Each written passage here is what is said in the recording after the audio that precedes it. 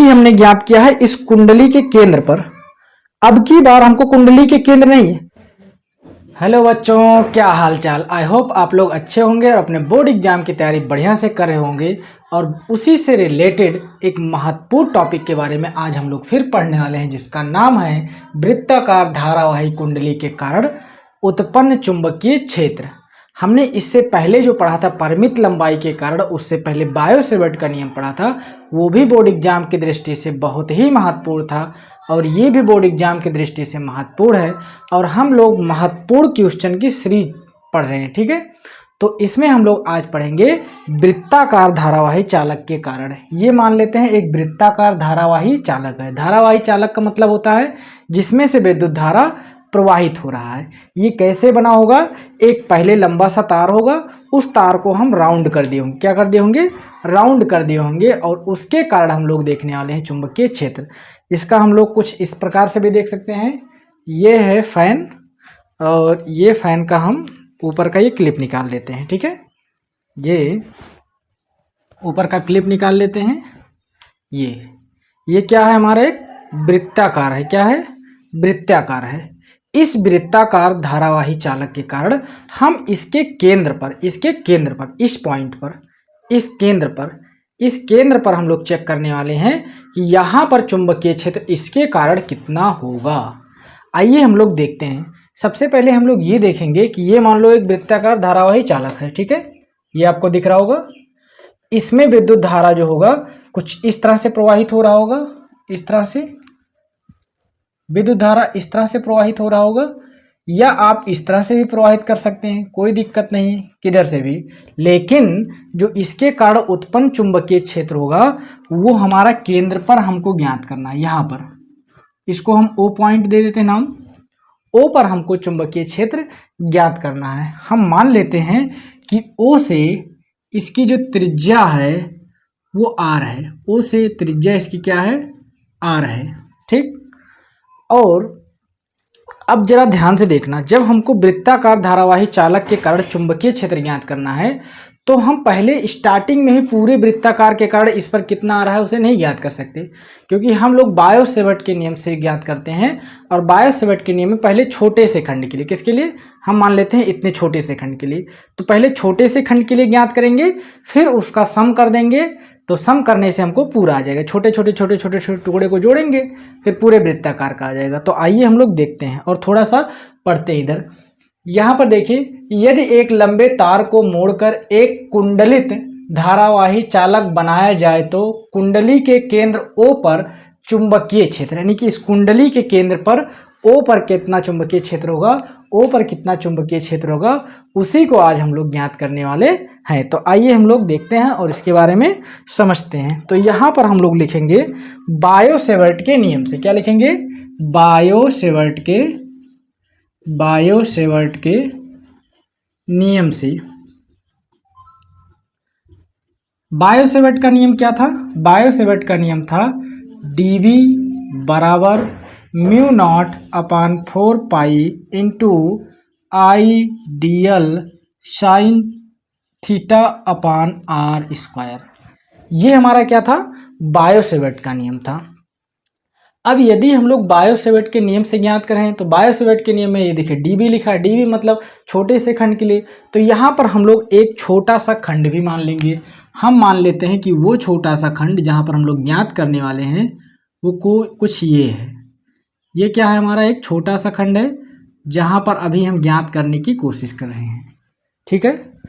और इस छोटे से खंड से O की दूरी कितनी है? R है। कितनी दूरी है? R है। O से इस छोटे से खंड की दूरी कितनी है? R है। अब एक बात आपको ध्यान देना होगा कि ये जो कुंडली थी, इस कुंडली के ऊपर हम मान लेते हैं एक छोटा सा खंड ये है। ये छोटा सा खंड है। इस छोटे से खंड के कारण इस केंद्र पर कितने डिग्री का कोण बनेगा? तो इसको चेक करो जरा। इसको मैं कुंडली को यदि नीचे रख दूं तो ऐसे है। ये छोटा सा खंड है। छोटे से खंड से इस केंद्र की दूरी, केंद्र के बीच में कितना कोण बन रहा है? 90 डिग्री का बन रहा है। क्या बन रहा है? 90 डिग्री का। तो हम लोग यहाँ पर कह सकते हैं अतः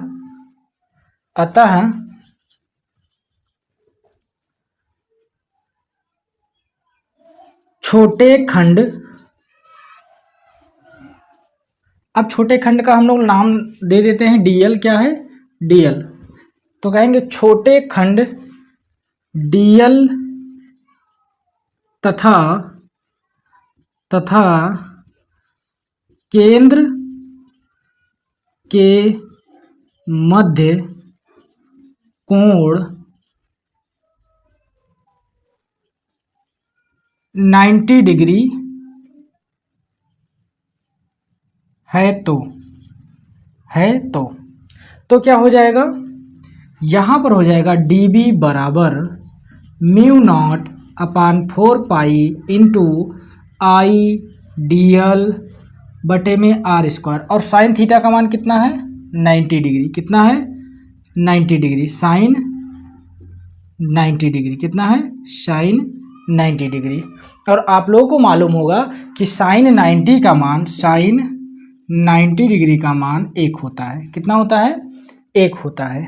तो यहाँ पर हो जाएगा dB बराबर mu naught upon 4 pi into आई DL इंटू में 1, और 1 से मल्टीप्लाई होगा तो कोई फ़र्क नहीं पड़ेगा, तो बटे में आ जाएगा आर स्क्वायर।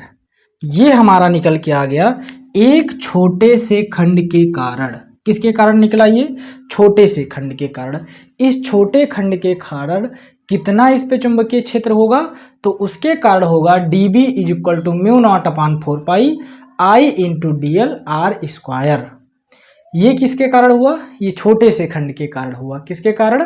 छोटे से खंड के कारण। अब हम लोगों को निकालना है पूरे परिधि का,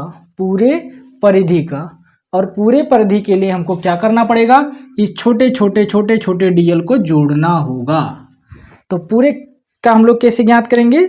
पूरे को ज्ञात करने के लिए हमको छोटे छोटे का जोड़ना होगा। इन सब को हमको क्या करना होगा? जोड़ना होगा। तो आइए हम लोग आगे देखते हैं। आगे हम लोग कुछ इस प्रकार से लिखेंगे, अतः पूरी परिध के कारण O पर चुंबकीय क्षेत्र। तो चुंबकीय क्षेत्र कितना हो जाएगा? इन सब जो छोटे छोटे टुकड़े हैं, इन सबको हम लोग जोड़ लेंगे। तो आइए हम लोग देखते हैं यहाँ पर कैसे जुड़ेगा। यहाँ पर हो जाएगा dB, B बराबर चुंबकीय क्षेत्र बराबर सिग्मा dB बराबर, देखो ये dB छोटा छोटा है तो सिग्मा लगाएं। सिग्मा का मतलब होता है छोटे छोटे खंडों को हम जोड़ रहे हैं। तो dB, जब dB देखो यहाँ पर इसके कारण dB होगा, और यहाँ से यहाँ तक का dB और dB मतलब छोटे छोटे खंड क्या बन जाएगा? बड़ा खंड, यानी कि B बन जाएगा। क्या हो जाएगा?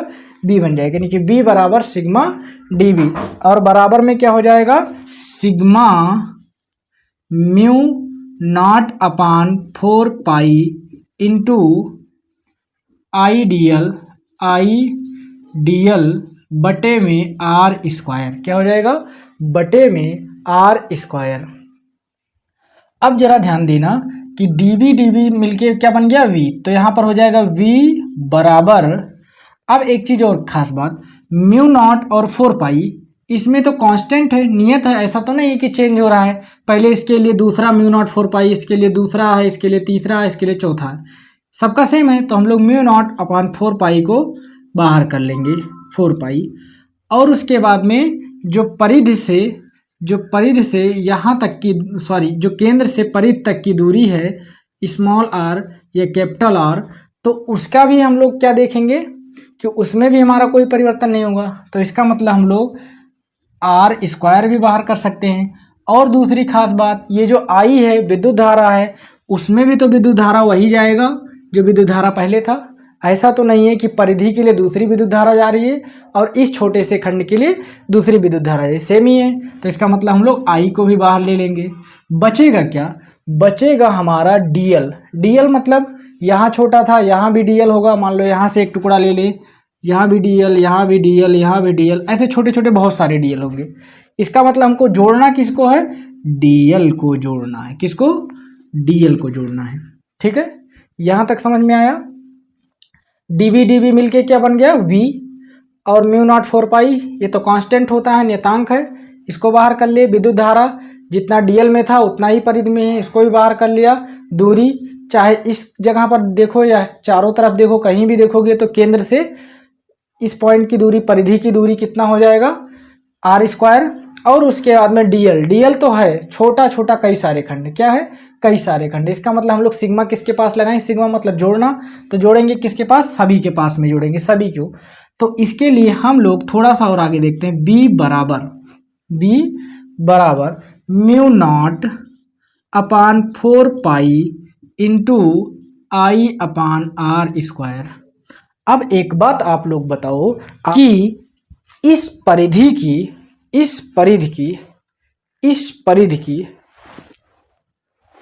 मान क्या होता है, इस परिधि का मान क्या होता है, कमेंट करके बताओ। और यदि वीडियो पसंद आ रहा हो तो वीडियो को लाइक कर दो, और उसके बाद में चैनल पर नए हो तो चैनल को सब्सक्राइब कर दो। तो इस परिधि का मान बताओ, कमेंट करो फटाफट। तो इस परिधि का मान होता है 2 पाई आर। क्या होता है, इस परिधि का मान होता है 2 पाई आर।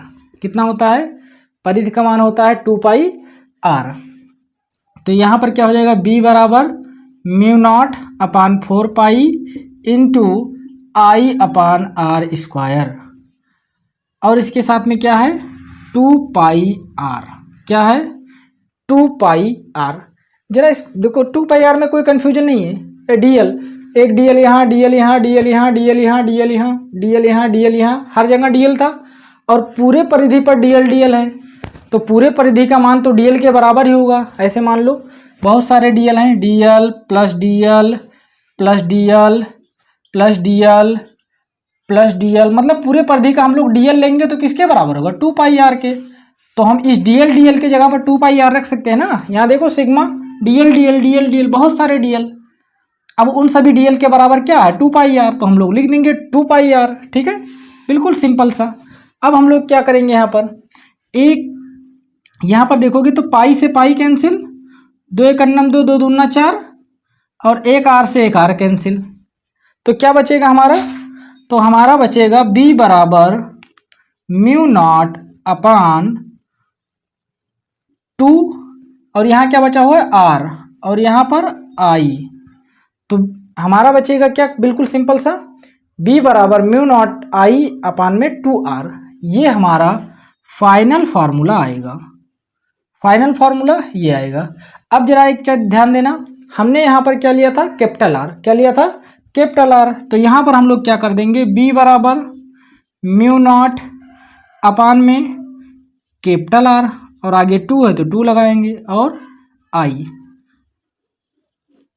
ठीक है, कोई डाउट इसमें, स्मॉल आर लेंगे तो स्मॉल आर रहेगा, कैपिटल आर लेंगे तो कैपिटल आर रहेगा। ठीक है, अलग अलग बुक में अलग अलग चीज़ें दी हुई हैं, उससे कोई लेना देना नहीं है, बिल्कुल सिंपल सा। इस टॉपिक को हम लोग एक बार दोबारा समझ लेते हैं कि क्या क्या हमने बताया।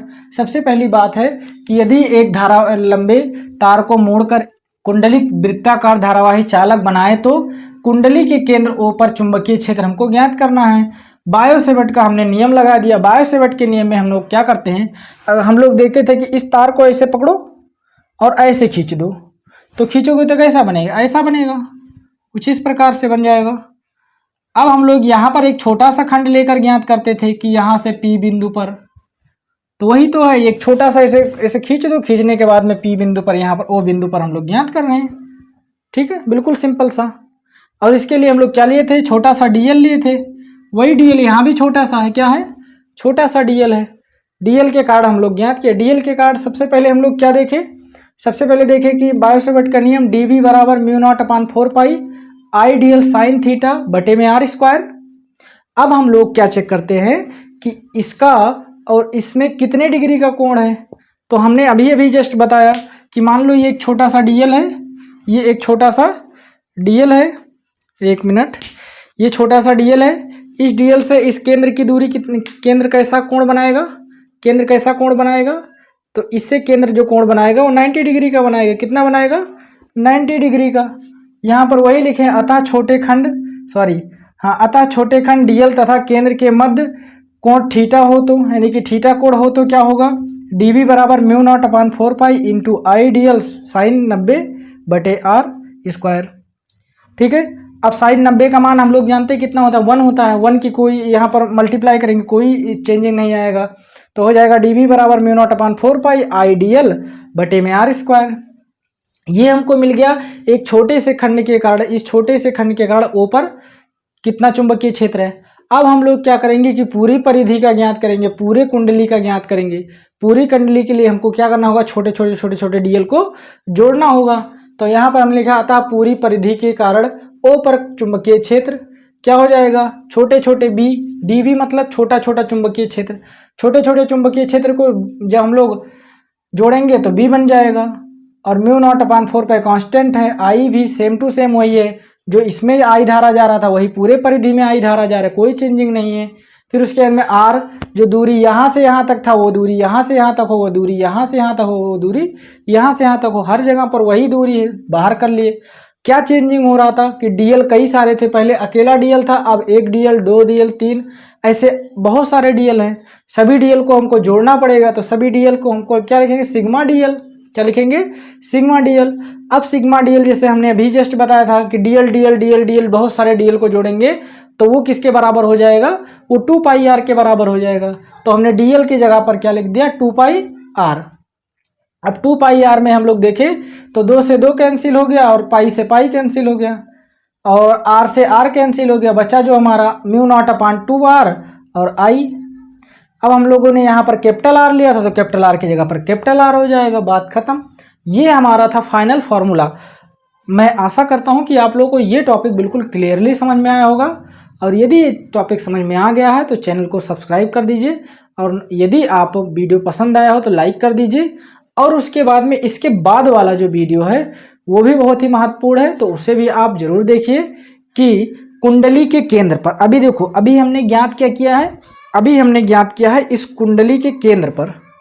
अब की बार हमको कुंडली के केंद्र नहीं है, अब की बार इस कुंडली से, इस कुंडली के केंद्र से मान लेते यहाँ पर, ठीक है, यहाँ पर कोई बिंदु है, इस बिंदु पर मतलब यहाँ से यहाँ पर, इस बिंदु पर कितना चुंबकीय क्षेत्र होगा उसे हम लोग ज्ञात करेंगे।